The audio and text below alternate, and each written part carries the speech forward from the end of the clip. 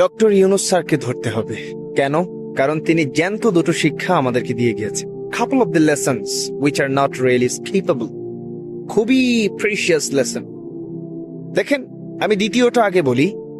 একটা ছবি দেখলাম, দেখে হতভম্ব হয়ে তাকিয়ে থাকলাম আর এটাকে পারসিভ করার চেষ্টা করলাম যে যেই লোকটাকে দু একদিন আগেও শত শত ডিফেন্সের সিকিউরিটি গার্ডরা স্যালুট দিল, তিনাকে প্রটেক্ট করলো, সিকিউরিটি দিল এবং গভর্নমেন্টের চিফ মনে করা হলো, চিফ অ্যাডভাইজার তিনি ছিলেন, সেই লোকটা দেশ থেকে যাচ্ছে, তার লাগেজটা একটু ধরার লোক সাথে নাই।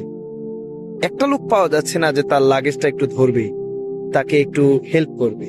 ভাবা যায় সকালে আর বিকালে দৃশ্য পাল্টে গেল। প্রথম ব্যাপারটা যদি বলি, দেখেন, যখন 5ই আগস্ট সরকার পতন হয়ে গেল তখন কিন্তু হই হুল্লোড়, কে হবে কে হবে কে হবে। তিনাকে অনুরোধ করা হলো, তিনি কিন্তু অ্যাভয়েড করেছিলেন, না আমি হব না। তারপরে ওনাকে তোষামত করা হলো, আনা হলো, এনে chief adviser of the People's Republic of Bangladesh বানায় দেয়া হলো। আমাদের চিফ অ্যাডভাইজার, প্রধানমন্ত্রীর দায়িত্ব তিনি পালন করবেন।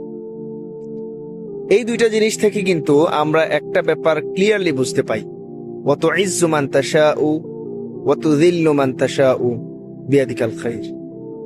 চিন্তা করা যায়, আল্লাহ চাইলে সম্মান দিতেও পারেন, নিতেও পারেন।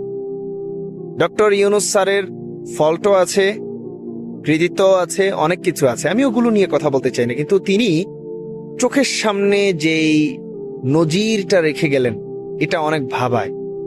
এখন যারা ক্ষমতায় যাচ্ছেন, গিয়েছেন, দয়া করে ক্ষমতার বাহাদুরি দেখায়েন না, দয়া করে ক্ষমতার অপব্যবহার করিয়েন না।